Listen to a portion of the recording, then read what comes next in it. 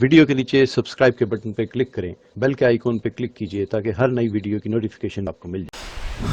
اعوذ باللہ من الشیطان الرجیم۔ سورة الہمزة مکیہ۔ بسم اللہ الرحمن الرحیم۔ ویل لکل ہمزة لمزہ الذی جمع مالا وعددہ یحسب ان مالہ اخلدہ کلا لینبذن فی الحطمہ وما ادراک ما الحطمہ نار اللہ الموقدہ التي تطلع على الافئدہ انها علیہم مؤصدہ فی عمد ممددہ۔ بسم اللہ الرحمن الرحیم۔ والعصر ان الانسان لفی خسر الا الذین آمنوا وعملوا الصالحات وتواصوا بالحق وتواصوا بالصبر۔ صدق اللہ العظیم۔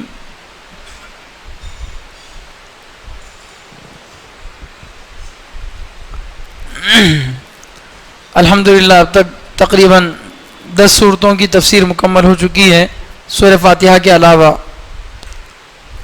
یہ 11واں اور 12واں سورہ ہے، اور ان 2 صورتوں میں بھی اللہ تعالیٰ نے ہماری ہدایت کے لیے بہت سی اہم باتیں بتائی ہیں۔ گزشتہ جمعہ میں اور اس سے پہلے کی جمعہ میں یہ باتیں آئی تھیں کہ نقصان اٹھانے والے لوگ کچھ ہیں، جیسے الم ترا کے سورہ میں، سورۃ الفیل میں یہ بتایا گیا کہ اگر کوئی اپنی حکومت اور بادشاہت کی وجہ سے گھمنڈ کرتا ہے تو اللہ تعالیٰ اسے بھی نقصان میں ڈالتے ہیں۔ اور لإیلاف قریش، اس سورہ میں یہ بات اللہ تعالیٰ نے بتایا کہ اگر کوئی آدمی اپنی خوشحالی پر اس کو جو اللہ تعالیٰ نعمتیں دی ہیں ان نعمتوں کی وجہ سے اگر کوئی گھمنڈ کرتا ہے کہ یہ نعمتیں، یہ جو کمال مجھے حاصل ہے وہ میرا اپنا ہے، اسے بھی اللہ تعالیٰ گھاٹے میں رکھتے ہیں۔ پھر اس کے بعد سورۃ الماعون ارائیت الذی، اس سورہ میں اللہ تعالیٰ یہ بات بتائے تھے کہ اگر کوئی عمل میں کوتاہی کرتا ہے تو اس کو بھی جو ہے اللہ تعالیٰ گھاٹے میں رکھتے ہیں۔ تو گھاٹے اور نقصان میں رہنے والے 3 قسم کے لوگوں کو اللہ نے بیان کیا۔ یہ پہلی قسم ہے گھاٹے میں رہنے والوں کی سورہ ہمزہ میں۔ ابھی جو ویل لکل ہمزہ پڑھا گیا ہے، اس سورہ میں اللہ تعالیٰ ان لوگوں کی مثال ذکر کر رہے ہیں جو مال جمع کرنے اور دولت کے پیچھے پڑ کر نقصان میں پڑ جاتے ہیں۔ تو دولت، حکومت اور راحت اور اسی طرح اعمال میں کوتاہی، یہ 4 چیزیں آدمی کے ہلاکت کا، نقصان کا سبب بن سکتی ہیں، ان کو اللہ تعالیٰ بیان کر رہے ہیں۔ پہلے اس سورہ کا ترجمہ سنتے ہیں، پھر انشاءاللہ اس کی تفسیر بتائی جائے گی۔ بسم اللہ الرحمن الرحیم۔ شروع کرتا ہوں میں اللہ کے نام سے جو بڑا مہربان نہایت رحم کرنے والا ہے۔ ویل، خرابی ہے، لکل ہمزۃ، ہر عیب لگانے والے کے، ہر غیبت کرنے والے کے لیے، لمزہ، طعنہ دینے والے کے لیے۔ خرابی ہے ہر غیبت کرنے والے اور طعنہ دینے والے کے لیے۔ ہمزہ کے معنی غیبت کرنے والا، لمزہ کے معنی طعنہ دینے والا۔ خرابی ہے ہر غیبت کرنے والے اور طعنہ دینے والے کے لیے، الذی، جس نے، جمع مالا، مال جمع کیا، وعددہ، اور اس کو بار بار گنتا رہا۔ جس نے مال جمع کیا اور مال کو بار بار گنتا رہا، یحسب، وہ سمجھتا ہے، ان مالہ، کہ اس کا مال، اخلدہ، اسے ہمیشہ رکھے گا۔ وہ سمجھتا ہے کہ اس کا مال اس کو ہمیشہ زندہ رکھے گا۔ کلا، ہرگز نہیں، لیمبذن، ضرور بالضرور اس کو ڈالا جائے گا، فی الحطمہ، حطمہ میں، جہنم کا ایک نام ہے حطمہ۔ ہرگز نہیں اس کو ضرور بھی ضرور ڈالا جائے گا حطمہ میں، توڑ پھوڑ کرنے والی آگ میں. وما ادراک ما الحطمہ، اور اے نبی آپ کو کیا معلوم کہ حطمہ کیا ہے؟ ما ادراک، آپ کو کیا معلوم؟ ما الحطمہ، کہ حطمہ کیا چیز ہے؟ نار اللہ الموقدہ، اللہ کی آگ ہے دہکائی ہوئی، اللہ کی دہکائی ہوئی آگ ہے. التی تطلع، جو جھانکتی ہے، علی الافئدہ، دلوں پر، جو دلوں پر جھانکتی ہے. انہا علیہم مؤصدہ، وہ آگ ان لوگوں پر موندھی ہوئی ہے، بند کی ہوئی ہے. فی عمد ممددہ، لمبے لمبے ستونوں میں، لمبے لمبے ستونوں میں. اس سورے میں اللہ تعالیٰ 3 قسم کے گناہوں کا ذکر کر رہے ہیں کہ یہ 3 قسم کے گناہ جس آدمی کے اندر ہوں گے وہ آدمی کے لیے، اس آدمی کے لیے بڑی خرابی ہے. پہلا گناہ غیبت کرنا، کسی کے پیٹھ پیچھے اس کو برا کہنا. دوسرا گناہ ہے طعنہ دینا، کسی کو منہ پر برا بھلا کہنا. اور تیسرا گناہ اللہ تعالیٰ بیان کر رہے ہیں مال جمع کرنا اور مال کی محبت دل میں پیدا کرنا اور مال کا حق ادا نہ کرنا.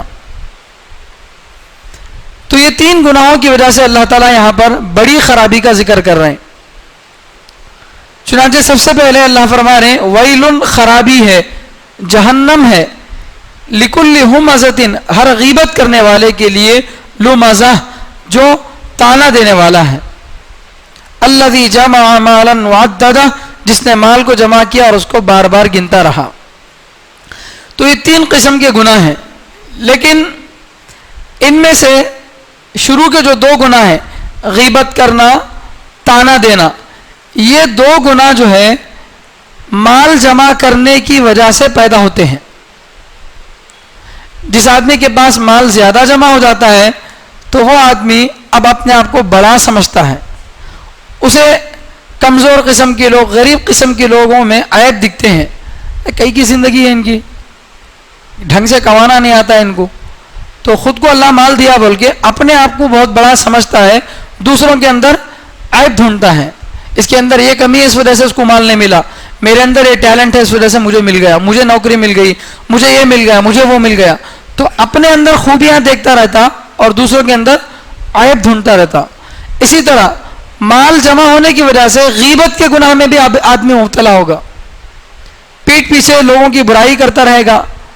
تو در حقیقت اس سورے میں 1 گناہ ہے، اس کے نتیجے میں 2 اور گناہ پیدا ہو رہے ہیں کہ جس کے دل میں مال کی محبت ایسی جم گئی ہے کہ مال کی محبت کی وجہ سے وہ مال کا حق ادا نہیں کر رہا اور مال کی وجہ سے دوسروں پر اطرار، گھمنڈ کر رہا ہے. تو اس کے نتیجے میں 2 اور گناہ پیدا ہوں گے. کیا ہوگا؟ غیبت کا گناہ بھی اس کے اندر پیدا ہوگا، طعنہ دینے کا گناہ بھی پیدا ہوگا. اور جس آدمی کے اندر یہ گناہ پیدا ہو جائیں گے اللہ فرمانے ایسے آدمی کے لیے بڑی خرابی ہے. چنانچہ غیبت کرنے کے بارے میں حدیث پاک کے اندر آتا ہے کہ قتل کرنے سے بھی بڑا گناہ ہے غیبت. کسی آدمی کی جان اگر لے لیتے ہیں تو آدمی کی بدنامی نہیں ہوتی. کوئی آدمی ایکسیڈنٹس میں مر گیا یا کوئی آدمی اوپر سے نیچے گر کر مر گیا، کوئی آدمی ویسے ہی مر گیا تو اس کی برائی بیان کرتا ہے کیا؟ نہیں کرتا. جانے والا کسی نہ کسی دن جائے گا یہ بول کے خاموش رہ جاتے ہیں. لیکن کسی کی اگر عزت کو لوٹا جائے، کسی کی اگر عزت پر حملہ کر دیا جائے تو جیتے جی مر جائے گا وہ. اگر سب لوگوں میں آدمی کو رسوا کر دیں، 4 لوگوں میں بیٹھ کر اس کی برائی بیان کریں تو آدمی جو عزت دار آدمی ہے وہ برداشت نہیں کر سکتا. تو یہ جو ہے غیبت کرنا، کسی کے پیٹھ پیچھے اس کو برا کہنا، یہ بہت بڑا گناہ ہے. اور قرآن کریم میں اللہ تعالیٰ فرما رہے ہیں کہ کسی کی غیبت کرنا گویا اپنے مردہ بھائی کے گوشت کھانے کی طرح ہے. یاکل لحم اخیہ میتا، مردہ آدمی کے گوشت کھانے کے برابر ہے. اتنا بڑا گناہ ہے کسی کی غیبت کرنا، تو بہت بڑا گناہ ہے. اس لیے جو ہے اللہ تعالیٰ فرما رہے ہیں کہ غیبت کا جو گناہ آدمی کرتا ہے اس آدمی کے لیے بہت بڑی خرابی ہے. اور غیبت کا گناہ اس لیے بھی بہت بڑا گناہ ہے کیونکہ جس آدمی کے بارے میں پیٹھ پیچھے برائی کر رہے ہیں اسے معلوم بھی نہیں کہ اس کے بارے میں کیا کہا جا رہا. اسے معلوم بھی نہیں میرے بارے میں کیا کہہ رہے ہیں. ہم سب یہاں پر مسجد میں بیٹھے ہیں, اللہ کا قرآن سن رہے ہیں, لیکن ہم میں سے ہر ایک کے بارے میں اگر کوئی گھر میں بیٹھ کے برائی کر رہا ہے تو ہم کو کیا معلوم؟ جب ہمارے بارے میں کیا الزام لگایا جا رہا ہم کو معلوم نہیں ہوگا تو ہم اس کا ڈیفینس کر سکتے ہیں کیا؟ نہیں بھائی میرے اندر خرابی نہیں ہے بول کے. ہم کو معلوم ہی نہیں کہ دوسرا آدمی میرے اوپر کیا الزام لگا دیا بول کے. معلوم ہوگا تو ذرا ڈیفینس کر سکتے ہیں بھائی میرے اندر یہ برائی نہیں ہے بول کے. تو اس لیے بھی بہت بڑا گناہ ہے کہ ایسا گناہ ہے کہ سامنے والا مقابلہ کرنا چاہے تو بھی مقابلہ نہیں کر سکتا. تو اس لیے بہت بڑا گناہ ہے غیبت کرنا. اس لیے ایسے گناہ کرنے والے کے لیے فرمایا اللہ تعالیٰ کہ بڑی خرابی ہے. لمزہ دوسرا گناہ ہے کہ تانا دینا, منہ پر کسی کو برا بھلا کہہ دینا. سامنے ہی آدمی کو کیسا آدمی ہے تو, بیکار آدمی ہے, تو سامنے آدمی کو چبھنے کی باتیں کرنا, یعنی اس کے اندر کوئی غلطی نہیں ہے پھر بھی جو ہے اس کو منہ پر تانا دینا تو ایسا ہے ویسا ہے بول کے, تو یہ بھی بہت بڑا گناہ ہے. غیبت اس اعتبار سے بڑا گناہ ہے کیونکہ غیبت جس کی جا رہی اس کو معلوم نہیں کہ میرے بارے میں کیا کہا جا رہا ہے, لیکن یہ اس اعتبار سے بڑا گناہ ہے تانا دینا کہ سامنے کسی کو بلا کر ذلیل کرنا, یہ بھی بہت بڑا گناہ ہے. کوئی آدمی 4 لوگوں میں کھڑا کر کے اس کو گالیاں دے تو آدمی کا حال کیا ہوتا ہے؟ تو یہ بہت بڑے بڑے گناہ ہیں جس کی وجہ سے آدمی کی عزت پر حملہ ہوتا ہے. تو اللہ تعالیٰ مسلمان کی اور کسی بھی آدمی کی عزت کا اتنا خیال رکھتے ہیں کہ جو ان کی عزت پر حملہ کرے گا اس کے لیے بڑی خرابی ہے. آج یہ گناہ کتنے کھلے عام ہوتے ہیں ہمارے درمیان میں, اس کا کوئی احساس نہیں. کہیں بھی 4 لوگ جمع ہو جاتے ہیں تو اس کے بارے میں اس کے بارے میں بولتے نہیں. سامنے کوئی بھی آدمی آیا اپنے آپ کو بہت بڑا سمجھ کر اس کے بارے میں کیسے آدمی ہے جی تمہارے کو یہ بھی کرنے نہیں آتا وہ بھی کرنے نہیں آتا اور کہ جو ہے بیچارے کو تانے دیتے ہیں. تو بہت بڑا گناہ ہے. ایسا گناہ کرنے والا آدمی خود خسارے میں ہے. سامنے والا جو ہے کیا غلطی کر رہا ہے وہ نہیں معلوم, لیکن بولنے کی وجہ سے یہ آدمی جو ہے خسارے میں پڑ جائے گا. اور یہ 2 گناہ پیدا کیوں ہوئے ہیں؟ الذی جمع مالا وعددا, مال کو جمع کیا اور مال کی محبت میں بار بار گنتا رہا. مالدار آدمی کو دیکھو, جو مارواڑی وغیرہ ہوتے ہیں, رات میں جب تک پیسے گنتے نہیں تب تک ان کو نیند نہیں آتی. کل کے مقابلے میں آج کٹے میں ذرا اضافہ ہونا, کل 10,000 تھے تو آج تھوڑا تو بھی اضافہ ہونا, تبھی جا کے ذرا ان کو چین کی نیند آتی, ورنہ نہیں. تو مالدار آدمی جس کے اندر دل میں مال کی محبت بس گئی ہو تو وہ بار بار مال کو گنتا رہتا. تو اس طرح سے گننے کی وجہ سے اس کے دل میں مال کی محبت آ جاتی اور مال کی محبت کی وجہ سے دوسروں کو کم سمجھنے لگتا اور دوسروں کی عزت پر حملہ کر کے کسی کی غیبت کرتا ہے, کسی کو تانے دیتا ہے. تو ایسا گناہ کرنا یہ بہت بڑا گناہ ہے. اللہ کے نبی صلی اللہ علیہ وسلم فرماتے ہیں اللہ کے سب سے برے بندے وہ ہیں جو غیبت کرنے والے ہیں اور لوگوں کو تانا دینے والے ہیں. یہ اللہ کے سب سے برے بندے ہیں. یہ گناہ کرنے والا آدمی اللہ کی نظر میں گر جاتا ہے. تو اسی طرح تیسرا جو گناہ ہے مال جمع کرنا, اس کے بارے میں کچھ باتیں سمجھنا ہے کہ مال جمع کرنا فی نفسی کوئی بڑا گناہ نہیں ہے. مال جمع کرنا حقیقت میں کوئی بڑا گناہ نہیں ہے, بلکہ گناہ بھی نہیں ہے. مال جمع کرنا اگر گناہ ہوتا تو اسلام میں زکوٰۃ کیوں فرض کی جاتی؟ زکوٰۃ تو اسی آدمی پر فرض ہوتی ہے نا جس کے پاس مال جمع ہو. حج کیوں فرض کیا جاتا؟ حج اسی آدمی پر فرض ہوتا ہے جس کے پاس مال جمع ہو. اسی طرح بہت سارے احکام ہیں, قربانی ہے, بہت ساری چیزیں ہیں, یہ سب عبادتیں مال جمع ہونے کی وجہ سے یہ واجب ہوتی ہیں. اس لیے مال کا جمع کرنا کوئی گناہ نہیں ہے اور مال کی محبت دل میں ہونا بھی گناہ نہیں ہے. مال کی محبت ہو سکتی ہے دل میں, مال کا جمع کرنا بھی گناہ نہیں ہے, مال کی محبت کا دل میں رکھنا بھی گناہ نہیں ہے. مگر گناہ کیا ہے کہ مال کی محبت دل میں اتنی بس جائے کہ اپنے مال کی وجہ سے گھمنڈ پیدا ہو اور دوسروں کو کم سمجھے, یا مال کی محبت اتنی دل میں بس جائے کہ مال کی محبت کی وجہ سے آدمی مال کا جو حق ہے کہ زکوٰۃ ادا کرنا, اور اسی طرح مالدار آدمی پر اپنے غریب رشتہ داروں کا خرچہ اٹھانا بھی واجب ہے, ماں باپ کو خرچہ دینا, اپنے رشتہ داروں میں کوئی غریب ہے اس کا خرچہ دینا, جو حق مال کی وجہ سے آتے ہیں وہ حق ادا نہیں کرتا ہے. تو مال کی محبت میں سارا مال اپنے پاس جمع کر کے رکھتا ہے جبکہ کچھ بھی مال اپنے ساتھ لے کر جانے کا نہیں ہے, پھر بھی اپنے مال سے اتنی محبت کرنا یہ گناہ ہے. تو فی نفسی مال کوئی گناہ نہیں ہے. اللہ کے نبی صلی اللہ علیہ وسلم نے فرمایا, حدیث پاک کے اندر آتا ہے کہ جس آدمی کو اللہ نے مال دیا اور لمبی عمر دیا اور وہ اس کو صحیح جگہ استعمال کرے وہ سب سے بہترین انسان ہے. عمر بھی بڑی ہو گئی, مال بھی اللہ اس کو عطا کیا, اور وہ مال کو صحیح جگہ استعمال بھی کرتا ہے تو یہ سب سے بہترین اللہ کا بندہ ہے. اور جس کو مال ملا عمر لمبی دی گئی اس کو وہ غلط جگہ استعمال کرتا ہے تو پھر یہ اللہ کا سب سے برا بندہ ہے. تو مال دو دھاری تلوار ہے, اسے صحیح استعمال کریں گے تو بہت ساری خوبیاں حاصل کر سکتے ہیں. حضرت عثمان رضی اللہ تعالیٰ جیسے تھے, حضرت عبد الرحمن بن عوف رضی اللہ تعالیٰ جیسے صحابہ تھے, بڑے بڑے مالدار تھے, لیکن اس مال کو خرچ کرنے کی وجہ سے اسلام میں ان کا اتنا مقام ہوا. اور مال جمع کرنے والا قارون بھی تھا, فرعون بھی تھا, لیکن اسی مال کی وجہ سے وہ کیا ہوا, برباد ہوا.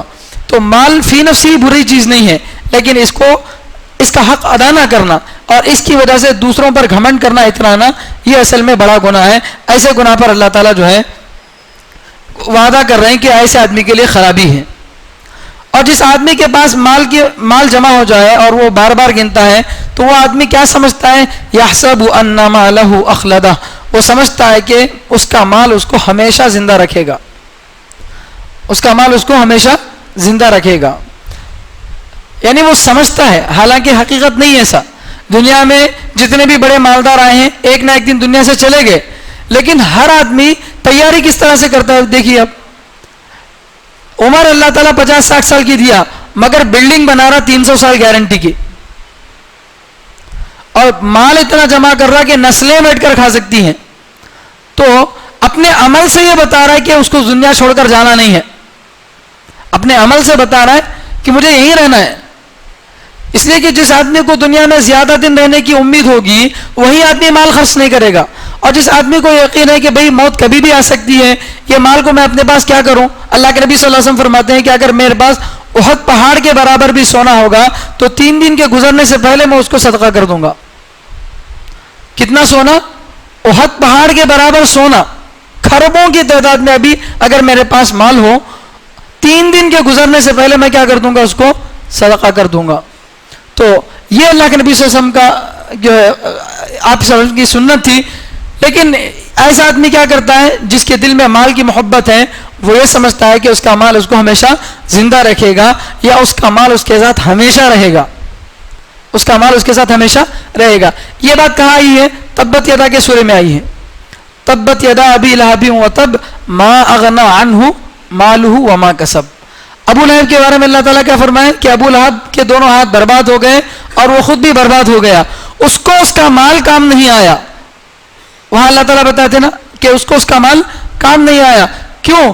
ابو جہل کیا بولتا تھا کہ پہلی بات تو میں نبی کو نہیں مانتا, اگر سپوز یہ نبی بھی ہیں اور ان کو نہ ماننے کی وجہ سے میرے اوپر عذاب بھی آ گیا تو میرے پاس مال بہت زیادہ ہے, عذاب کے فرشتوں کو لنچم دے کے میں چھوڑا لیتا ہوں عذاب. تو ایسی بیوقوفی کی باتیں کرتا تھا. تو ایسے دنیا میں لوگ تھے جو یہ سمجھتے تھے کہ میرا مال مجھے کیا کرے گا, ہمیشہ زندہ رکھے گا, یا میرا مال میرے ساتھ ہمیشہ رہے گا. وہ سمجھتے تھے نہ مال رہے گا نہ مال والا رہے گا, دونوں دنیا سے چلے جانے والے ہیں. تو اس لیے اللہ تعالیٰ فرما رہے ہیں ایسے آدمی کے لیے خرابی ہے. کلا لیمبذن فی الحطمہ, ہرگز نہیں, یعنی اس کا مال اس کے ساتھ ہمیشہ رہنے والا نہیں ہے, بلکہ اس کو حطمہ میں ڈالا جائے گا. حطمہ جہنم کا ایک نام ہے. حطمہ کے معنی توڑ دینا, تو حطمہ کے معنی ایسی آگ جو توڑ پھوڑ کر رکھ دیتی ہے. بہت زیادہ جو ہے پریشر سے جب آگ آتی ہے تو چیزوں کو توڑ دیتی ہے, لوہے کو پگھلا دیتی ہے. لیکن پگھلانے سے بھی آگے درجہ ہے توڑ دینے کا, کہ آگ لگتے ہی چیز ٹوٹ جائے. خطرناک قسم کی آگ ہوگی تب جا کر کیا ہوگی, چیز ٹوٹ جاتی ہے. تو اللہ فرما رہے ہیں کہ اس کو توڑ پھوڑ دینے والی آگ میں ڈالا جائے گا. اور نبی علیہ السلام سے پوچھ رہے ہیں وما ادراک ما الحطمہ, اور آپ کیا جانتے ہیں کہ حطمہ کیا ہے, بہکائی ہوئی آگ, یہ کیا ہے؟ اللہ تعالیٰ پوچھ رہے ہیں. سوال اس لیے کر رہے ہیں تاکہ جواب کو غور سے سنا جائے. یہ بھی اللہ تعالیٰ کے بتانے کا ایک طریقہ ہے. بہت ساری جگہوں پہ قرآن میں اللہ تعالیٰ سوال کر کے آگے جواب دے رہے ہیں. سوال کرنے کا مقصد, سوال اگر کرتے ہیں تو لوگوں کے جو ہے کان متوجہ ہو جاتے ہیں کہ کوئی چیز پوچھ رہے ہیں بول کے. تو اس لیے اللہ تعالیٰ قرآن میں جگہ جگہ سوالات کرتے ہیں.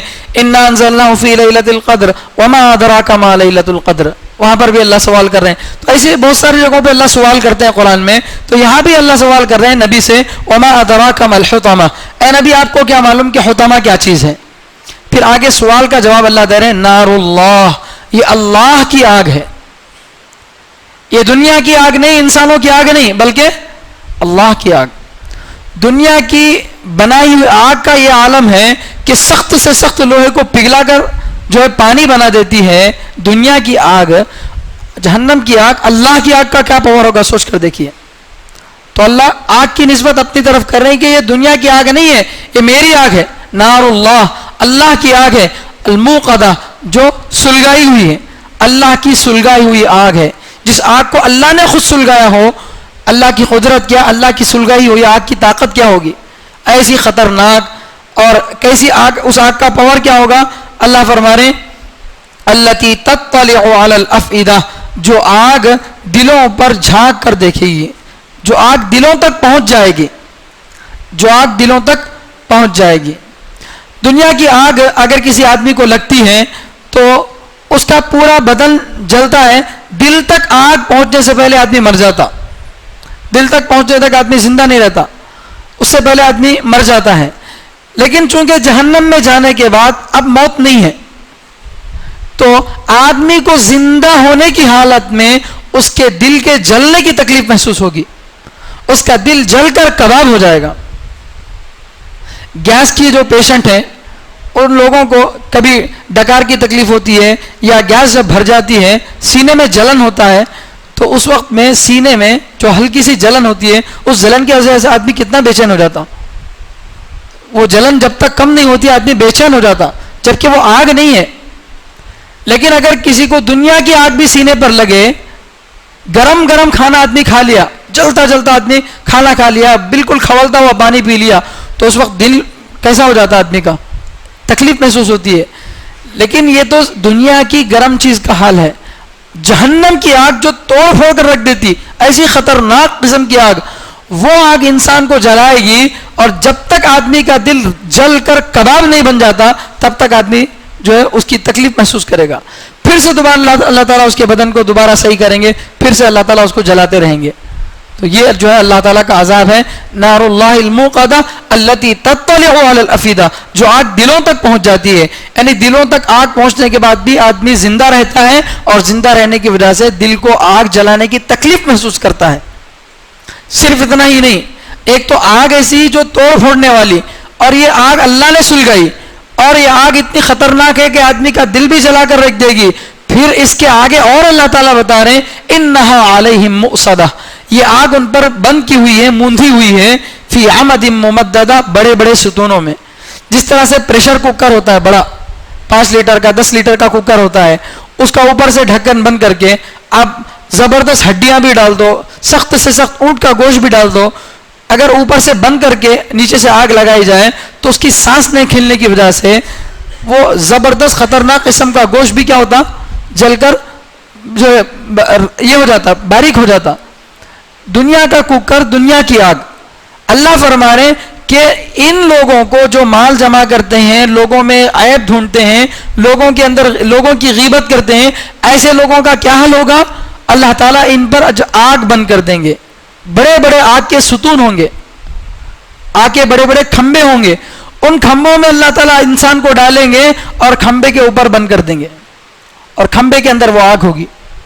سوچ کر دیکھیے انسان کا کیا حال ہوگا. ایسی خطرناک قسم کی آگ میں اللہ تعالیٰ اس کو جلائیں گے. کیوں؟ اس لیے کہ گناہ اتنا بڑا ہے.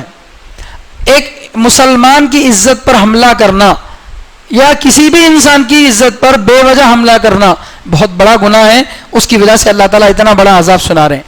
تو اس لیے جو ہے کسی کی بھی عزت سے کھیلنے سے پہلے ذرا اپنے آپ کو, اپنے بارے میں سوچ لیں کہ میں کتنا بڑا گناہ کر رہا ہوں. اس گناہ کی وجہ سے انسان پوری طرح سے خسارے میں, گھاٹے میں چلا جائے گا. تو اس سورے کا خلاصہ یہ ہے کہ جو آدمی مال جمع کر کے مال کا حق ادا نہیں کرتا اور مال کی محبت کی وجہ سے لوگوں پر گھمنڈ کرتا ہے, لوگوں کی غیبت کرتا ہے, تو ایسے آدمی کو بھی اللہ تعالیٰ برباد کر کے رکھ دیں گے. اس کے بعد سورۃ العصر ہے. اس سورے کا بھی پہلے ترجمہ سن لیتے ہیں. چنانچہ اللہ تعالیٰ فرما رہے ہیں بسم اللہ الرحمن الرحیم والعصر, قسم ہے زمانے کی. واو کا ترجمہ یہاں پر ہے زمانہ, قسم. واو کا معنی قسم, یہاں اس کا ترجمہ قسم ہے. والتین, انجیر کی قسم، اور واللیل رات کی قسم، والضحیٰ. تو بہت ساری جگہوں پہ قرآن میں آیت کے شروع میں واو آتا ہے، تو اس واو کا معنی کیا ہے؟ قسم. تو یہاں پر بھی اللہ تعالیٰ واو شروع میں لائے ہیں، اس کا معنی ہے قسم. عصر کے معنی زمانہ، عصر کے معنی زمانہ. والعصر زمانے کی قسم. ان الانسان لفی خسر، ان کے معنی بے شک، ان الانسان بے شک انسان، لفی خسر البتہ نقصان میں ہے، بے شک انسان البتہ نقصان میں، خسارے میں ہے. الا مگر، الذین آمنوا جو لوگ ایمان لے آئے، جو لوگ ایمان لے آئے، وعملوا الصالحات اور نیک کام کیے، جو لوگ ایمان لائے اور نیک کام کیے، وتواصوا بالحق اور آپس میں ایک دوسرے کو دین کی وصیت کرتے رہے، وتواصوا بالصبر اور آپس میں ایک دوسرے کو صبر کی وصیت کرتے رہے، صبر کی نصیحت کرتے رہے. یہ تو سورہ کا ترجمہ ہو گیا. یہ جو سورہ ہے قرآن کریم کے چھوٹے چھوٹے 3 سورتوں میں سے ایک سورہ ہے. قرآن کریم میں بالکل چھوٹے چھوٹے سورے 3 ہیں، سورہ اخلاص، قل هو اللہ احد، اور سورہ کوثر، انا اعطینا. اور یہ قرآن کریم کی چھوٹی سورتوں میں سے یہ ایک سورہ ہے، لیکن اتنا چھوٹا ہونے کے باوجود اتنا اہم سورہ ہے کہ حضرت امام شافعی رحمۃ اللہ علیہ بہت بڑے عالم تھے. وہ فرماتے ہیں کہ اگر قرآن میں آدمی اسی ایک سورے کے اندر بھی غور کر لے تو اس کے لیے کافی ہے. پورے قرآن میں سے صرف والعصر کا سورہ بھی اگر آدمی سمجھ کر پڑھ لے تو اس کو سنبھلنے کے لیے، اپنے نفع اور نقصان کو پہچاننے کے لیے کافی ہے. تو اتنا اہم سورہ ہے والعصر کا سورہ.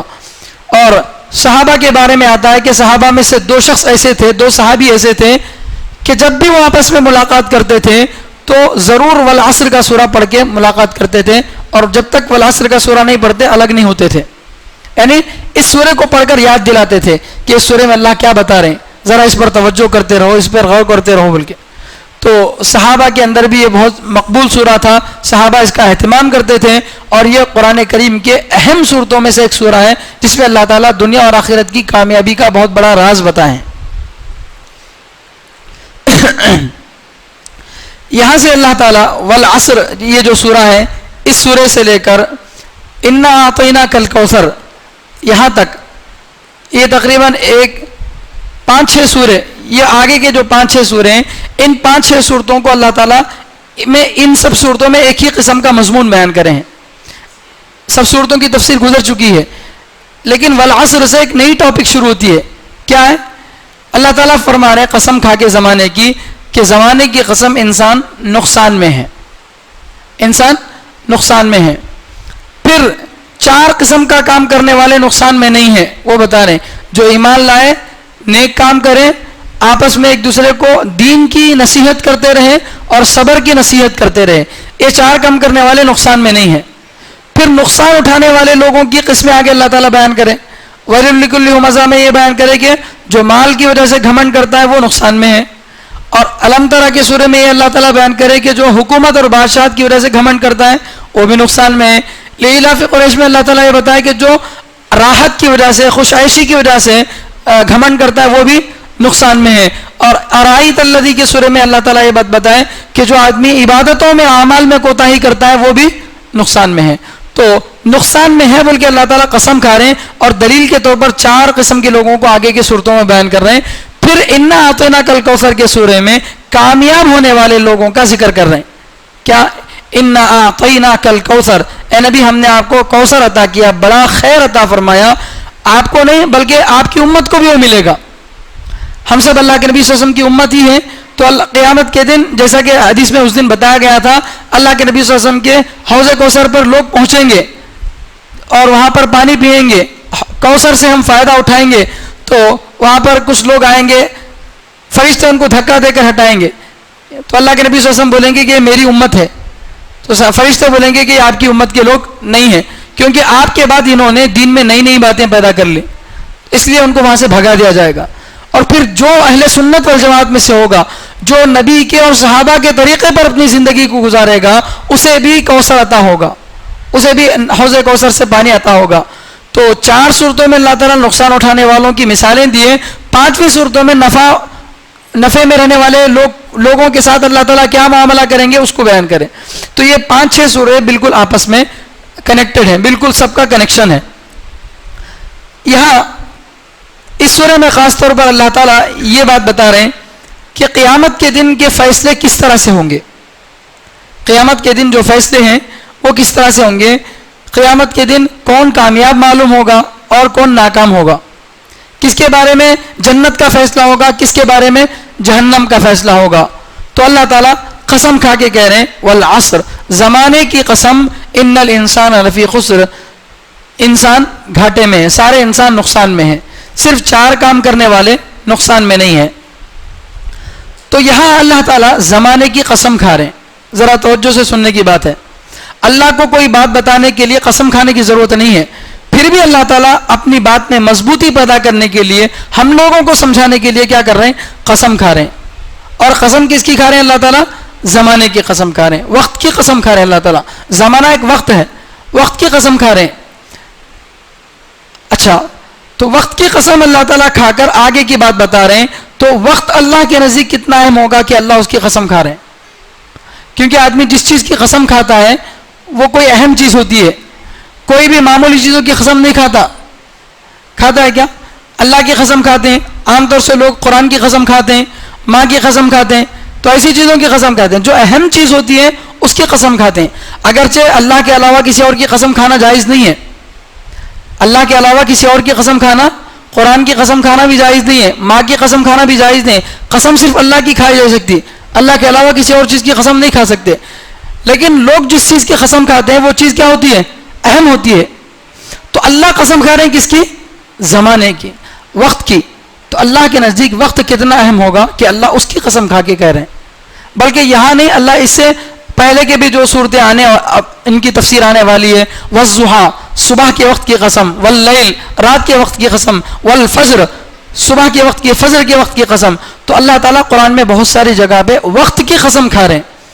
کیوں؟ اس لیے کہ وقت کا ہی صحیح استعمال کرنے کی وجہ سے آدمی نفع میں ہوتا ہے, اور اس کا غلط استعمال کرنے کی وجہ سے آدمی نقصان میں ہوتا ہے.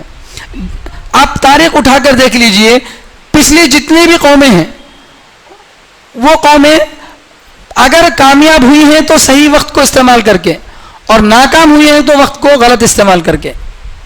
تو اسی لیے اللہ تعالیٰ زمانے کی قسم کھا رہے ہیں, وقت کی قسم کھا رہے ہیں. کہ زمانے کی قسم میں اس لیے کھا رہا ہوں کیونکہ زمانہ خود دلیل ہے. کس بات کی؟ کہ انسان خسارے میں ہے. انسان کا جو ماضی ہے اور انسان کا جو حال ہے یہ خود دلیل ہے اس بات پر کہ انسان نقصان میں ہے. تو اگر انسان کی پوری پچھلی تاریخ کو اٹھا کر دیکھ لیا جائے تو تاریخ سے یہ بات صاف سمجھ میں آتی ہے کہ جو قوم برباد ہوئی ہے وقت کا صحیح استعمال نہ کر کے برباد ہوئی ہے, اور جو قوم بھی کامیاب ہوئی ہے اور وقت کا صحیح استعمال کر کے کامیاب ہوئی ہے. اس لیے اسلام میں وقت کی بہت اہمیت ہے. اسلام جتنا ٹائم مینجمنٹ سکھاتا ہے کوئی اور مذہب نہیں سکھاتا. چاہے دنیا ادھر کی ادھر ہو جائے, نماز اگر 8 بجے ہے تو 8 بجے ٹھہرنا ہے. بادشاہ بھی 11 بجے تو رکتے نہیں. اذان فلاں وقت پہ ہونی ہے تو ہونی ہے, اس میں 1 منٹ ادھر نہیں ادھر نہیں. روزے کا وقت اتنے بجے ہے, اتنے منٹ پہ, اتنے سیکنڈ پہ, اتنے ہی منٹ پر سحری آدمی ختم کرے گا اور اسی منٹ پر اسی سیکنڈ پر آدمی روزہ کھولے گا. حج فلاں دنوں میں ہی کرنا ہے تو فلاں دن میں ہی آدمی حج کرے گا. فلاں جگہ پر ہی آدمی کو حج کرنا ہے, فلاں جگہ پر ہی حج کرے گا. تو اسلام جو ہے انسان کو ٹائم مینجمنٹ سکھاتا ہے کہ ہر چیز کو وقت کے حساب سے کرو. تو اس لیے اللہ تعالیٰ کے نزدیک وقت بہت زیادہ اہم ہے, اس لیے اللہ تعالیٰ وقت کی قسم کھا رہے ہیں.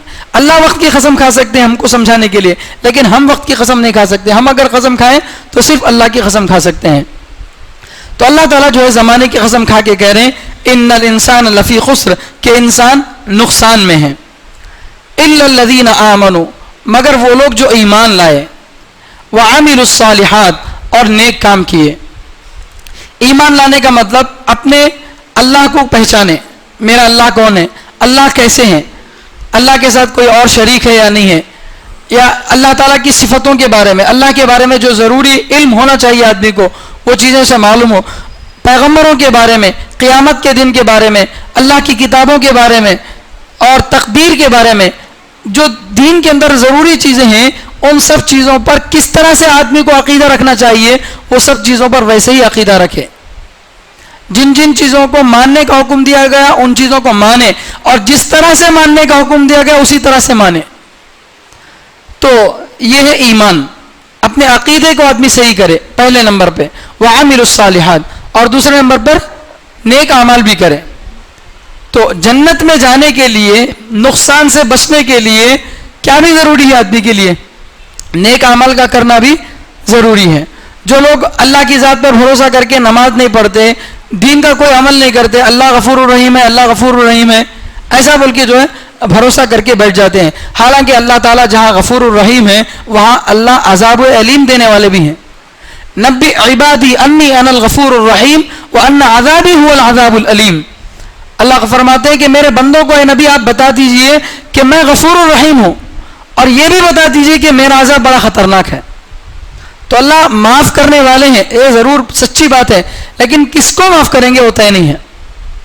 ہم میں سے کس کو اللہ معاف کریں گے، کس پر اللہ تعالیٰ کا انعام ہوگا وہ نہیں معلوم. ہو سکتا ہے ہم نقصان اٹھانے والوں میں ہوں، ہو سکتا ہے ہم اللہ کی رحمت میں آنے والے ہوں. اس لیے آدمی کو خوف اور امید کے درمیان زندگی گزارنا ہے. اللہ سے ڈرتے بھی رہنا ہے، اللہ سے امید بھی کرتے رہنا ہے. تو ایمان بھی ضروری ہے، وعامل الصالحات، اور نیک اعمال بھی ضروری ہے. جو بھی اسلام کے اندر نیک اعمال بتائے گئے، نماز پڑھنا، روزہ رکھنا وغیرہ وغیرہ، جتنے بھی نیک کام بتائے گئے سارے نیک کاموں کو کرے. تو یہ دو کام. پھر اس کے بعد وتواصوا بالحق، اور حق کی وصیت کرتا رہے. حق سے مراد دین کی ایک دوسرے کو نصیحت کرتا رہے. دین کے بارے میں، دین کے عقائد کے بارے میں، دین کے اعمال کے بارے میں ایک دوسرے کو نصیحت کرتا رہے کہ بھئی دین کے کام پر ہم کو جم کر رہنا ہے، دین کو مضبوطی سے تھام کر رہنا ہے. اس طرح سے ایک دوسرے کو حق کی وصیت کرتا رہے، دین کی وصیت کرتا رہے. وتواصوا بالصبر، اور مشکلات اگر آئیں گی، آدمی کا ایمان خطرے میں پڑ گیا تو ایسے وقت میں آدمی دوسرے کو نصیحت کرے کہ صبر کرو. یہ مصیبتیں وقتی طور پر آتی ہیں، ایک نہ ایک دن مصیبتیں ختم ہو جائیں گی، لیکن ہم کو ایمان سے ہٹنا نہیں ہے. تو ایک دوسرے کو صبر کی نصیحت بھی کرتے رہنا ہے. تو یہ 4 کام کرنے والے کامیاب ہیں. ذرا غور کر کے دیکھیں ان 4 کاموں میں اللہ تعالیٰ کیا کیا باتیں بتا رہے ہیں. ان میں سے 2 کام آدمی کے اپنے متعلق ہیں. ایمان لانا آدمی کا اپنا عمل ہے، نیک کام کرنا بھی آدمی کا اپنا عمل ہے. تو اگر کوئی آدمی ایمان لا لیا، جیسے ایمان لانا کہا گیا قرآن میں ویسا ایمان لا لیا، اور سارے نیک اعمال کر رہا ہے آدمی، لیکن سب کچھ کرنے کے بعد بھی آدمی کا ایمان آدھا ہے. سب کچھ نیک کام کرنے کے باوجود بھی آدمی کا ایمان آدھا ہے. ایمان کب مکمل ہوگا؟ جبکہ جن کاموں کو وہ خود کر رہا ہے دوسروں کو اس کی دعوت جب تک نہیں دیتا تب تک اس کا ایمان آدھا ہے. تو دوسروں تک پہنچانا یہ انسان کا آدھا ایمان ہے. غالباً اس سے پہلے میں نے بتایا تھا ایک قرآن کی آیت کے بارے میں، 7ویں پارے میں ایک آیت ہے، اللہ فرما رہے ہیں یا ایھا الذین آمنوا علیکم انفسکم لا یضرکم من ضل اذا اہتدیتم. اے ایمان والو تم اپنے آپ کو لازم پکڑو، تم اپنا کام کرو. لا یضرکم من ضل، گمراہ ہونے والے کی گمراہی سے تم کو کوئی نقصان نہیں پہنچے گا. اذا اہتدیتم، اگر تم ہدایت پر ہو. اگر تم ہدایت پر ہو تو کوئی گمراہ ہوتا ہے تو گمراہ ہونے تو اس سے تم کو کوئی نقصان نہیں پہنچتا. یہ آیت ہے. اس آیت کا ظاہری مطلب کیا سمجھ میں آتا ہے کہ آدمی کو اپنا کام خود کر لینا چاہیے. اگر کوئی گمراہی کے راستے کوئی اپناتا ہے تو اس کی گمراہی سے میرے کو نقصان نہیں پہنچے گا. اس آیت کا جو ظاہری مطلب ہے اس مطلب کو بعض صحابہ سمجھ کر ایک دوسرے کو دعوت دینا چھوڑ دیے، ایک دوسرے کو بھلی باتوں کا حکم دینا چھوڑ دیے. حضرت ابوبکر صدیق رضی اللہ تعالیٰ عنہ یہ محسوس کرے کہ ایک دوسرے کو دعوت دینے کا مزاج کم ہوتا جا رہا ہے، تو حضرت ابوبکر صدیق رضی اللہ تعالیٰ عنہ صحابہ کو جمع کر کے اس آیت کا مطلب سمجھاتے ہیں. مشکاۃ شریف کے اندر یہ روایت موجود ہے جس کا خلاصہ یہ ہے کہ حضرت ابوبکر رضی اللہ تعالیٰ عنہ لوگوں کو سمجھاتے ہیں کہ اللہ جو قرآن میں فرما رہے ہیں کہ اگر تم ہدایت پر ہو، دوسرا اگر گمراہ ہوتا ہے تو اس کی گمراہی سے تم کو نقصان نہیں پہنچے گا. وہاں ہدایت سے کامل ہدایت مراد ہے، ہدایت سے کامل ہدایت مراد ہے. اور آدمی کی ہدایت کامل کب ہوگی؟ جبکہ جو کام وہ خود کر رہا ہے ان کاموں کی دوسروں کو بھی دعوت دے. جب تک دوسروں کو دعوت نہیں دے گا تب تب تک اس کی ہدایت مکمل نہیں ہوگی. قرآن میں بہت ساری جگہوں پہ آپ اٹھا کر دیکھ لیجیے اس بات کو اللہ تعالیٰ نے بتایا ہے. ایک جگہ اللہ فرما رہے ہیں یا ایھا الذین آمنوا قوا انفسکم واہلیکم نارا, اے ایمان والو اپنے آپ کو بھی اور اپنے گھر والوں کو جہنم سے بچاؤ. صرف اپنے آپ کو جہنم سے بچانے کے لیے نہیں کہا اللہ تعالیٰ میں نماز پڑھ لیا, میں روزے رکھ لیا, میں اپنے نیک کام کر لیا, میرا ایمان صحیح ہے, تو اللہ کہہ رہے ہیں اتنا کافی نہیں ہے, اپنے آپ کو بھی بچانا ہے, اپنے گھر والوں کو بھی بچانا ہے. تو خود کے لیے کوئی کام کرنا یہ آدھا ایمان ہے. ایمان کب مکمل ہوگا؟ جب جو کام وہ خود کر رہا ہے وہ ان کاموں کی دوسروں کو بھی دعوت دے. تو اللہ تعالیٰ شروع میں جو دو باتیں بتائے, آمنوا وعملوا الصالحات, ایمان لائے اپنے طور پر, نیک کام کرے اپنے طور پر, اور ساتھ ساتھ انہی دو کاموں کی دوسروں کو بھی نصیحت کرے, دوسروں کو بھی وصیت کرے. وتواصوا بالحق, ایک دوسرے کو جو ہے حق کی وصیت کرے. تو خود اگر سدھر کے ہیں تو اتنا کافی نہیں ہے, بلکہ پورے قوم کے ملت کے فائدے کو سامنے رکھتے ہوئے ایک دوسرے کو دین کی نصیحت کرتا رہے, عقائد کے صحیح کرنے کی, اعمال کے صحیح کرنے کی نصیحت کرتا رہے. یہ ہے وتواصوا بالحق کا مطلب, کہ ہمارے عقیدے صحیح ہونے چاہیے, ہمارے اعمال صحیح ہونے چاہیے, اس کی وصیت کرتا رہے. وتواصوا بالصبر, اور صبر کی وصیت کرتا رہے, یعنی گناہوں سے رکنے کی, مصیبتیں اور مشکلات کے آنے کے وقت میں ایمان پر قائم رہنے کی بھی نصیحت کرتا رہے. تو یہ بھی بہت ضروری ہے. آج ان چیزوں پر ہمارا عمل چھوٹ گیا ہے. کتنے مسلمان بھائی ایسے ہیں جن پر غربت کی وجہ سے, تنگی کی وجہ سے ایسے حالات آتے ہیں کہ وہ ایمان چھوڑنے کے لیے بھی تیار ہو جاتے ہیں. آج کتنی مسلمان لڑکیاں غیروں کے ساتھ شادیاں کر رہی, ماں باپ گھر میں مالدار نہیں ہے, 4 لڑکیاں ایک باپ کو ہے, باپ کے پاس کمانے کے لیے کچھ بھی ذریعہ نہیں ہے. اب وہ لڑکیوں کی شادی کا کیا کرے گا؟ ہمارے استاد محترم حضرت مولانا مفتی شکیل احمد صاحب دامت برکاتہم غالباً انہوں نے واقعہ بتایا تھا کہ گنٹور کے کسی علاقے میں ایک مولانا تھے, ان کی 4 بیٹیاں تھیں اور بیچارے بہت غریب تھے, قرضوں میں ڈوبے ہوئے تھے, لیکن ان کا کوئی ساتھ دینے والا نہیں تھا, کوئی ان کو پکڑا کر دیکھتا نہیں تھا.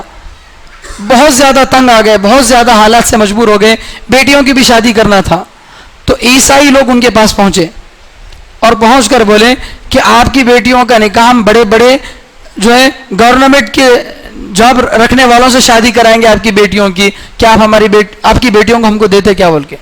اگرچہ ایسا کرنا ان کے لیے بہت بڑا غلط کام تھا, مگر مجبور اتنے ہو گئے تھے حالات کی وجہ سے, اپنی 4 بیٹیوں کو اٹھا کر عیسائیوں کو دے دیے.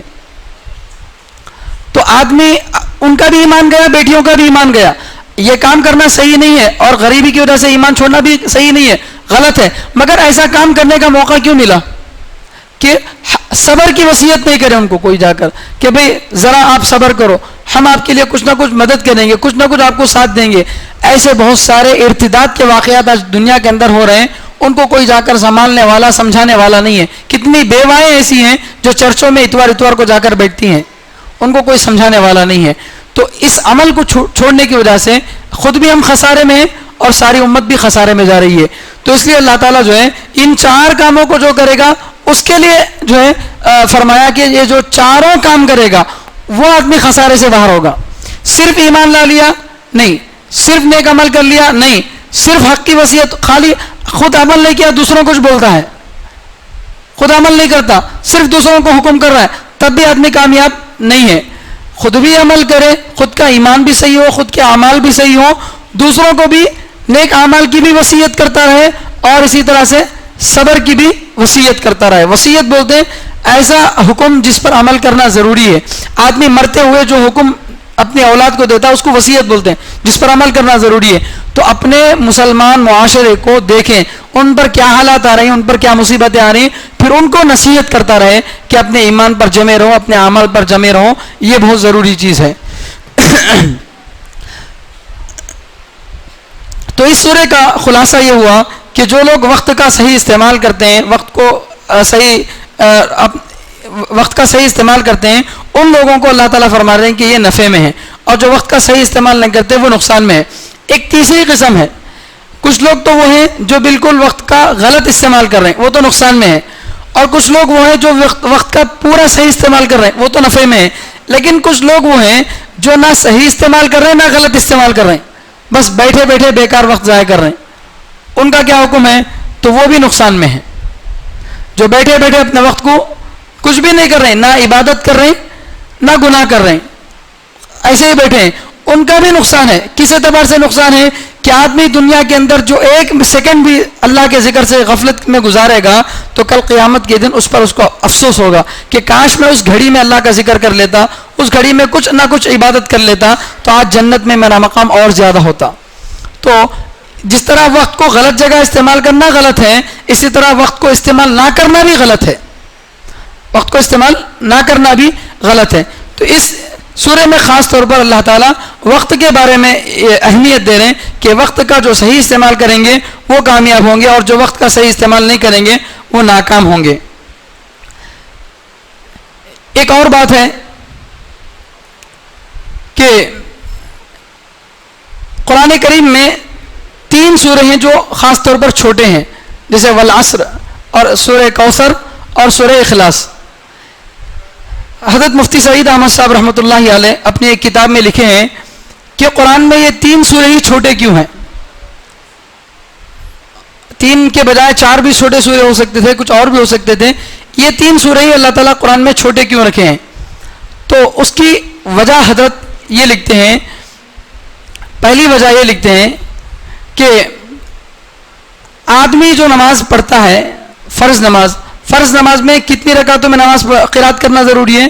2 رکعتوں میں. 4 رکعت والی نماز میں بھی 2 رکعت میں قرات کرنا ہے. تو پہلی 2 رکعتوں میں آدمی قرات کرے گا, سورہ فاتحہ کے ساتھ کوئی ضم سورہ لگائے گا. تو 4 رکعت والی نماز پڑھ رہا ہو, 2 رکعت والی نماز پڑھ رہا ہو, اگر یہ 3 سورے چھوٹے سورے بھی کسی مسلمان کو یاد رہیں گے تو وہ آرام سے اپنی فرض نماز پڑھ لے سکتا ہے. اسی طرح نفل نماز میں اگرچہ 4 رکعتیں ہیں, مگر نفل نماز میں ایک ہی سورے کو 2 مرتبہ پڑھنا چاہے تو پڑھ سکتے ہیں. ایک ہی سورے کو ڈبل اگر پڑھنا چاہے تو پڑھ سکتے ہیں, نماز میں کوئی خرابی نہیں آتی. تو نفل نماز بھی اس کی مکمل ہو جائے گی. اور وتر کی نماز میں خاص طور پر 3 رکعتیں ہیں, اور تینوں رکعتوں میں الگ الگ سورہ پڑھنا ضروری ہے. تو اگر کوئی آدمی ان 3 چھوٹے سورتوں کو بھی یاد کر لے گا تو اس کی فرض نماز بھی صحیح, سنت نماز بھی صحیح, نفل نمازیں بھی صحیح, اور واجب نماز بھی صحیح ہو جائے گی. ہر آدمی, معمولی سے معمولی علم رکھنے والا آدمی بھی یہ 3 چھوٹے سورے یاد رکھ سکتا ہے. لیکن یہ اصل وجہ نہیں ہے ان 3 چھوٹے سوروں کو اتارنے کی. اصل وجہ کیا ہے؟ اصل وجہ یہ ہے کہ قرآن اتارنے والے اللہ ہیں, اور قرآن اللہ تعالیٰ نبی پر اتارے, اور نبی کے ذریعے سے ہم پر اللہ تعالیٰ قرآن کو اتارے ہیں. تو وایا نبی قرآن ہم پر اترا ہے, نبی کے واسطے سے اللہ تعالیٰ قرآن ہم پر اتارے ہیں. تو یہ 3 چھوٹے سورتوں میں اللہ تعالیٰ 3 چیزوں کا ذکر کرے ہیں. قل هو اللہ احد کے سورے میں اللہ تعالیٰ اللہ کا اپنا ذکر کرے ہیں, وہاں اللہ کے ایک ہونے کی بات آئی ہے, شرک سے پاک ہونے کی بات آئی ہے. اور سورہ کوثر میں, انا اعطیناک الکوثر میں اللہ تعالیٰ نبی کے بارے میں بتائے ہیں. تو ایک میں قرآن اتارنے والے اللہ کا, اور دوسرے میں جس ذات پر قرآن اتارا گیا محمد صلی اللہ علیہ وسلم ان کا ذکر ہے, اور تیسرے میں جس کے لیے قرآن اتارا گیا, جس کی ہدایت کے لیے قرآن اتارا گیا, وہ کون ہے؟ انسان. تو انسان کا ذکر اللہ تعالیٰ اس سورے میں کرے ہیں. تو یہ 3 چیزیں بنیادی طور پر ہیں, اس لیے ان 3 چھوٹے سورتوں میں اللہ تعالیٰ جو ہے تینوں کو بانٹ کر رکھے ہیں. ایک میں اللہ اپنا تعارف کرا رہے ہیں, ایک میں اپنے نبی کا تعارف کرا رہے ہیں, اور ایک میں انسان کے بارے میں بتا رہے ہیں کہ انسان کو اگر کامیابی حاصل کرنا ہو تو یہ کام کرے, اور اگر انسان ان کاموں کو نہیں کرے گا تو آدمی نقصان میں ہوگا. اس کی اللہ تعالیٰ مثالیں بہت ساری دیے ہیں کہ مال کی وجہ سے, حکومت کی وجہ سے, دولت کی وجہ سے آدمی جو ہے نقصان اٹھاتا ہے.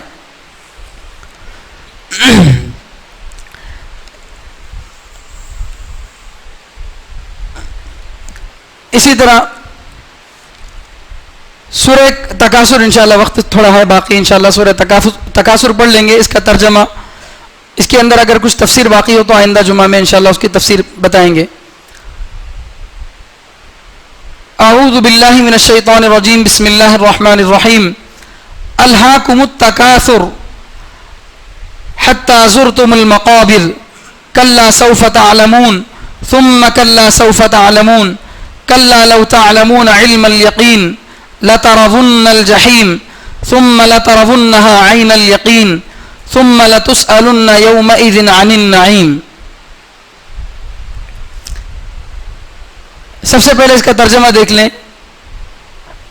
الہاکم التکاثر, الہا غفلت میں ڈال دیا، تم کو، تکاثر ایک دوسرے پر فخر کرنے نے، ایک دوسرے کی کثرت پر، ایک دوسرے کے زیادہ ہونے پر فخر کرنے نے تم کو غفلت میں ڈال دیا، حتی زرتم المقابر، یہاں تک کہ تم نے قبروں کی زیارت کی، یہاں تک کہ تم قبرستان پہنچ گئے، قبروں کی زیارت کی، کلا ہرگز نہیں، سوف تعلمون تم عن قریب جان لو گے، ثم کلا سوف تعلمون پھر ہرگز نہیں تم عن قریب جان لو گے، کلا لو تعلمون علم الیقین ہرگز نہیں اگر تم یقین کے طور پر جانتے، لترون الجحیم تو البتہ تم ضرور جہنم کو دیکھتے، ثم لترونها عین الیقین پھر تم جہنم کو یقین کی آنکھ سے دیکھتے، ثم لتسألن یومئذ عن النعیم پھر تم سے اس دن نعمتوں کے بارے میں پوچھا جائے گا۔ یہ جو سورہ ہے اور اس سے پہلے القاریہ اور اس سے پہلے اذا زلزلہ اور والعادیات، یہ 4 سورے ایک مضمون کے ہیں۔ ان 4 صورتوں میں خاص طور پر اللہ تعالیٰ قیامت کا ذکر کر رہے ہیں، قیامت کی جو حالت ہوگی، قیامت کے دن کا زلزلہ کیسا ہوگا، اور اسی طرح قیامت کس طرح سے آئے گی، قیامت کے وقت کے حالات کیا ہوں گے۔ ان 4 صورتوں میں اللہ تعالیٰ قیامت کے احوال کو بیان کر رہے ہیں۔ چنانچہ اللہ تعالیٰ فرما رہے ہیں کہ تکاثر ایک دوسرے پر کثرت کی وجہ سے فخر کرنا، ایک دوسرے کے اوپر فخر کرنے نے تم کو جو ہے غفلت میں مبتلا کر دیا، حتی زرتم المقابر یہاں تک کہ تم قبرستان پہنچ گئے، مقابر قبرستان کو بولتے ہیں، یہاں تک کہ تم قبرستان پہنچ گئے۔ تو آدمی کو اپنی کثرت پر اتنا زیادہ جو ہے گھمنڈ ہوتا ہے کہ آدمی اپنی کثرت کی وجہ سے، اپنی میجارٹی کی وجہ سے آدمی کوتاہی میں، غفلت میں پڑ جاتا ہے، اور یہاں تک کہ قبرستان تک پہنچ جاتا ہے۔ اس کے بارے میں ایک واقعہ تفسیر کی کتابوں میں بتایا جاتا ہے کہ عرب کے لوگ ایک مرتبہ اپنی کثرت کو گن رہے تھے کہ ہم میں سے کس کی میجارٹی زیادہ ہے، تمہارے خاندان میں لوگ زیادہ ہیں یا ہمارے خاندان میں لوگ زیادہ ہیں۔ تو ایک دوسرے کے لوگوں کو، خاندان کے لوگوں کو گنتے رہے کہ تمہارے خاندان میں مرد اتنے ہیں، ہمارے خاندان میں مرد اتنے ہیں، تمہارے خاندان میں عورتیں اتنی، ہمارے پاس اتنی، تمہارے پاس میجارٹی زیادہ ہے، ہمارے پاس میجارٹی زیادہ ہے۔ تو اس طرح اس بحث میں اتنا زیادہ الجھ گئے کہ قبرستان میں جا کر مردوں تک کو بھی گننے لگے کہ جو زندہ ہیں وہ تو زندہ ہیں، جو مر گئے ان میں دیکھو اتنے ہمارے مرد ہیں، ہماری اتنی عورتیں ہیں۔ تو اس کثرت نے جو ہے آدمی کو غفلت میں ڈال دیا، یہاں تک کہ قبرستان پہنچ گئے۔ کلا سوف تعلمون ہرگز نہیں تم عن قریب جان لوگے، ثم کلا سوف تعلمون پھر ہرگز نہیں تم عن قریب جان لوگے، کلا لو تعلمون علم الیقین ہرگز نہیں تم یقین کے طور پر تم جان لوگے، لترون الجحیم البتہ تم ضرور جہنم کو دیکھو گے۔ آدمی اپنی کثرت پر گھمنڈ کرے گا تو اللہ تعالیٰ فرما رہے ہیں کہ لترون الجحیم تم ضرور جہنم کو دیکھو گے، ثم لترونها عین الیقین پھر یقین کی آنکھ سے تم جہنم کو دیکھو گے۔ یقین کی آنکھ کا مطلب آدمی کو دیکھنے سے جس طرح یقین ہوتا ہے، تو اللہ تعالیٰ اپنی آنکھوں سے تم دیکھو گے، اس طرح سے تم کو جو ہے جہنم کا یقین ہو جائے گا۔ تو اللہ فرمانے کہ تم یقین کی آنکھ سے جہنم کو دیکھو گے، ثم لتسألن یومئذ عن النعیم پھر قیامت کے دن تم سے نعمتوں کے بارے میں پوچھا جائے گا۔ اللہ تعالیٰ جو نعمتیں دنیا میں انسان کو استعمال کرنے کے لیے دیے ہیں، ان نعمتوں کے بارے میں اللہ تعالیٰ انسان سے پوچھیں گے کہ کتنی نعمتیں دی تھی اور نعمتوں کو کیسے کمایا اور کہاں خرچ کیا، ان نعمتوں کے بارے میں پوچھیں گے۔ یہاں تک کہ پانی جو اللہ کی ایک نعمت ہے جو سب کو ملتی ہے، اس کے بارے میں بھی اللہ تعالیٰ جو ہے لوگوں سے پوچھیں گے کہ کتنا پانی استعمال کیے، کتنا پانی ضائع کیے، اس کے بارے میں بھی جو ہے اللہ تعالیٰ ایک ایک نعمت کے بارے میں قیامت کے دن پوچھیں گے۔ تو اس لیے جو ہے اللہ تعالیٰ سے دعا ہے کہ اللہ تعالیٰ ہم سب کو کہنے سننے سے زیادہ عمل کرنے کی توفیق عطا فرمائے۔ اس کی باقی تفسیر انشاءاللہ آئندہ جمعہ بتائی جائے گی۔ اللہ تعالیٰ ہم سب کو قرآن پاک کو صحیح معنی میں سمجھ کر عمل کرنے کی توفیق عطا فرمائے۔ اور اس سے پہلے بھی اعلان کیا گیا تھا کہ یہاں پر بالغوں کا مکتب شروع ہوا ہے، جو حضرات بڑی عمر کے قرآن پاک کو سیکھنا چاہتے ہیں وہ جو ہے بالغوں کے مکتب میں داخلہ لے کر جو ہے قرآن پاک کو صحیح کر لیں، یا اگر پڑھنا نہیں آتا تو قرآن پاک کو پڑھ لیں۔ سبحان اللہ بحمدہ، سبحانک اللہم وبحمدک، ونشہد ان لا الہ الا انت ونستغفرک ونتوب الیک.